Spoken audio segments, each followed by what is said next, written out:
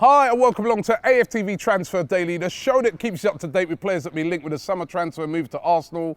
We are outside the Emirates today. I was like, no studio today. We got to be out. The sun is shining. And you know what as well? This is a big, big summer for Arsenal. I think this is going to be one of the biggest transfer windows we've had in absolute years. You all know what happened. 8th in the league, not even in Europe, for the first time since we've been in the Premier League.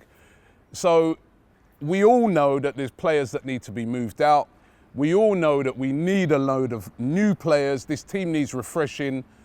And we all know that it's going to be not easy. This is a pandemic year.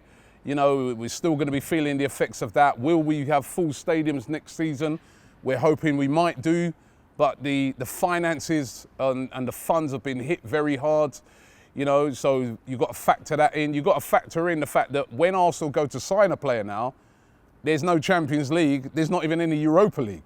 Not even a Conference League you can offer them, right? All you can say to them is we're playing games of football. You can be in the Carabao Cup, you know, so that makes it difficult. Then add into the fact that the owners are under extreme pressure from the fans. The last couple games here at the Emirates, you know, even though they were limiting the amount of fans, there were protests here against the owners. A lot of people wanting them to sell. You got Daniel Ek in the background saying that, you know, I'll buy the club and I'll get the club back to where it should be. They're under extreme pressure, the owners, to get it right. Mikel Arteta is under extreme pressure. There's a lot of fans who think he shouldn't even be here. You know, 2 8th place finishes in the league, simply not good enough. This is it for him. If he doesn't do it this season, he's surely going to go, right? So it's huge for Mikel Arteta, huge for Edu, who's the guy that, you know, along with Mikel Arteta, is the person that gets all these signings done.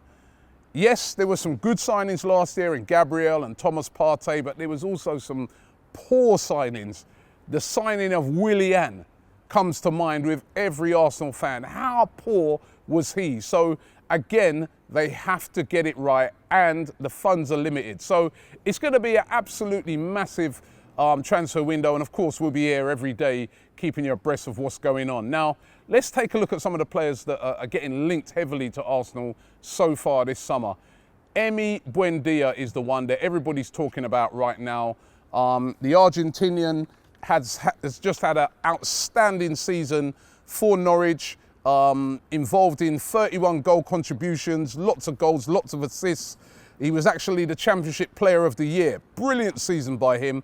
Arsenal were interested in him last season, but they didn't get him. And now he'll be worth even more money. Norwich reportedly saying yesterday that, you know, they want something in excess of at least 30, going up to 40 million pounds for them to even think about selling the 24-year-old attacking midfielder.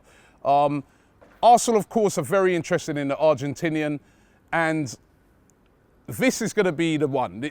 Are they going to make the move to sign him? I think he would be a great signing for Arsenal.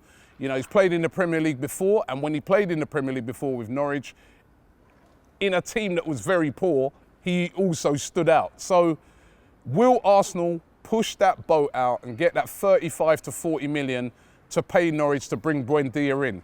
Buendia said to be interested in the move, but he's relaxed. He's at Norwich, he's the star man. If they don't come in with the big money, he knows that the move could be somewhere else along the line. So Arsenal are going to have to move decisively if they are to get this done.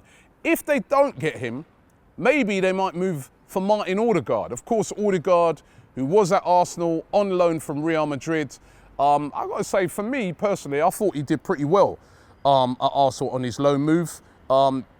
22 years old, still very young, still very highly sought after. Now, what will happen with him this summer? Will it be another loan move to Arsenal? That's starting to look a bit unlikely because it's looking like Real Madrid, they want money for him if they are to let him go. And there's also a lot of factors to factor in this, in that Zinedine Zidane, who didn't really kind of fancy Odegaard when he was at Real Madrid, he's now left the club. So whoever comes in, they might want Odegaard in the team permanently. If not, and Arsenal do want Odegaard, as I said, Real Madrid not so much keen on a loan now. They're more talking about we want the money for him.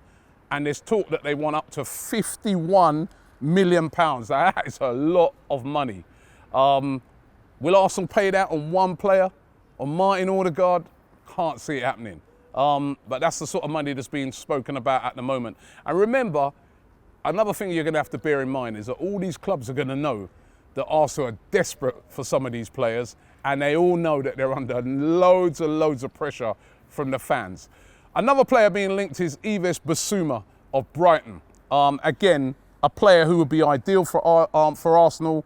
From Mali, 24 years of age, excellent defensive midfielder. He just had a brilliant season for Brighton. He's really excelled as a player this season for Brighton, should I say. And of course, he used to play with Nicolas Pepe at Lille. Now, again, he's a player that a lot of teams are looking at. Liverpool are said to be interested in him. Brighton know that they've got a real hot player that they can sell on. And we know Brighton's philosophy, they will sell a player, but they're said to want around about £40 million for Bissouma. Again, are Arsenal going to fork out the 40 mil on Bissouma? I mean, this may be the summer when Kroenke has to put some of his own money in, which is something that we know he doesn't like doing. So Bissouma, I think is doable, but how ambitious are Arsenal to get it done? Bissouma's said to be interested in a move to Arsenal as well. So, you know, we all saw him at the Emirates, that last game of the season. He was chatting to Pepe, and there was a lot of people saying, yeah, it's almost like Pepe was showing him around. Yeah, that's where my box is up there. Yeah, our change rooms, you turn right. We're going to have to wait and see how that one pans out, but it's going to be a very expensive deal. I would love to see Bissouma happen. Bissouma and Thomas Partey, that sounds great to me. Of course, if we get somebody like Bissouma in, what happens to Granit Xhaka? Granit Xhaka, who's been here now, 4 or 5 years, he hasn't hit it off. You know, especially we were having this debate the other night when we was watching the Champions League final that Arsenal could have got Kante and they went for Xhaka. Our transfer dealings, right? But Xhaka, it's going to be interesting this summer to see whether Arsenal decide to keep hold of Xhaka or to let him go.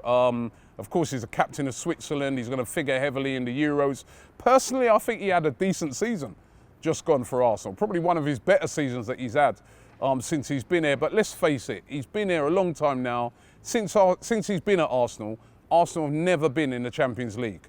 And that's very damning when you think we paid £35 million for him and he was a player bought in to sort of ensure we're in the Champions League. So it may be time to move him on. We're hearing that Roma are one of those teams that are really interested in him. Jose Mourinho has come out and said he'd like to get him at Roma. Of course, Mourinho's at Roma.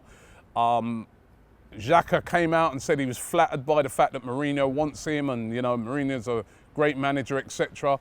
But then there's lots of other rumours saying that Xhaka's very happy at Arsenal. And we know that Arteta loves Xhaka. So will Xhaka move this summer? I kind of get the feeling this could be the summer when he moves on. But I don't think, obviously, anything's going to happen until after the Euros on Granit Xhaka. It's going to be really interesting to watch and see what happens with him. Will Xhaka depart and Bissouma come in? And then there's Hector Bellerin. What's going to happen with him? And again, another player that's been at Arsenal for a very, very long time, over 10 years. He came to Arsenal in 2011 from the Barcelona Academy. And again, been here a long time. Has he really done it? He came in under, you know, we were really excited about him. Did all right for a couple of seasons. Then he dropped off. Then he's had injuries. Come back this season, you know, Mikel Arteta persuaded, because at the end of last season, there were teams like PSG and that were interested in him. Mikel Arteta reportedly persuaded him to stay. He's stayed and he's had a real mixed season. I thought the start of the season, he was all right, but towards the end of the season, he was way down. He was behind Callum Chambers as a right back. So what is going to happen with him? Are we going to keep Bellerin or is he going to move on? There's been reports that Real Betis are interested in signing him. For me, I can't see that one happening. I just don't think they're going to have the money that Arsenal are looking for to get that deal done. So I just can't see Hector Bellerin moving to Real Betis. But he could be on the move this summer. And it's one of those we're going to have to watch this space. And another player that could be moving is Matteo Guendouzi. As a matter of fact, I think it's almost certain Guendouzi is going to move on. Of course, he's been on loan at Hertha Berlin. It's been a bit of a mixed bag, that loan. I don't know if you can say it's been a great loan move. You know, at one time he was performing well, then he was sort of falling out with the manager. I mean, the same old pattern when it comes to Guendouzi. But Marseille are said to be very interested in a 22-year-old midfielder. L'Equipe are reporting that they've agreed for Guendouzi to come to Marseille, but they haven't agreed the fee with Arsenal. Now, Arsenal paid £7 million for him. They're going to want a hell of a lot more than that. They're going to want to probably up to about 20 plus for Guendouzi. He's still a very young player, you know, in and around the French squads. You know, if this guy got his head together and just got his head down and just concentrated on his football, you know, he could be such a good player, but Arteta's not going to bring him back, and it looks like Guendouzi will be on the move. But will it be Marseille? Let's wait and see how that one pans out. Of course, as I was just touching on, Hector Bellerin could be moving on, so Arsenal could be in the hunt for a right back. Now, they've been linked today with this guy. His name is Mazraoui. I hope I pronounced that right. He's a Moroccan international who plays for Ajax, 23 years old, right back, as I said. He made 26 appearances for Ajax last year and had a good season. He's in the last year of his contract and reportedly is worth around about 15 million euros. So could Arsenal make this one happen?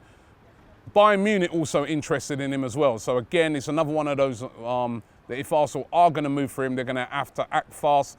But we do know that Arsenal definitely looking at a right back. I mean, there's been players like Max Aaron spoken about, but he'll be very, very expensive. Somebody like this guy might fit what Arsenal are trying to do. They're also interested in Sergino Dest of Barcelona. Now, Dest, again, has had a decent season. He's still only 20, Dest. He's born in the Netherlands, but he plays for the USA. Exciting right back, really exciting right back. He reportedly has a release clause of £343 million. That is some release clause, right? But £343 million is his release clause with Barcelona, but there's no way they get that. Barcelona, Real Madrid, a lot of these teams over in Spain are in big financial trouble. Even though they're big powerhouses, they're looking to shed a lot of their players. Now, whether they get rid of Dest, who, as I said, is an exciting player, it'd be interesting to see. Dest is said to want to stay at Barcelona, but we're going to have to see how that one works out. It would be a great signing for Arsenal. The profile is right, exciting, quick, 20 years old. But again, it's pure speculation at the moment. We're going to have to wait and see how that one pans out. So that's just some of the signings that Arsenal are looking at. As I said, it's going to be an exciting summer. I mean, there's so many conundrums to consider. What happens with Joe Willock? Are we going to keep hold of Joe Willock? You know, he went out on loan. He was absolutely brilliant for Newcastle. Or will we cash in on Willock and try and use that money to finance some of the names I'm talking about, like Buendia? You know, I mean, what do you guys think? I'd love to hear from you on things like that. Ainsley Maitland-Niles is another one. You know, do we cash in on him or do we try and bring him back, play him as a right-back midfielder? There's going to be so many ins and outs this summer, and we're going to keep you up to date with all of it here on AFTV. We'll have Transfer Daily coming out every day around about 10 o'clock.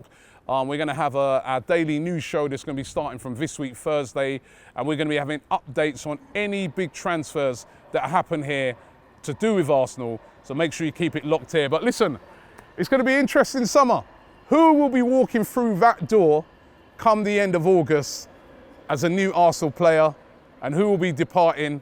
It's going to be very interesting to see. Thanks for watching the show today. Don't forget to like this video and subscribe to AFTV.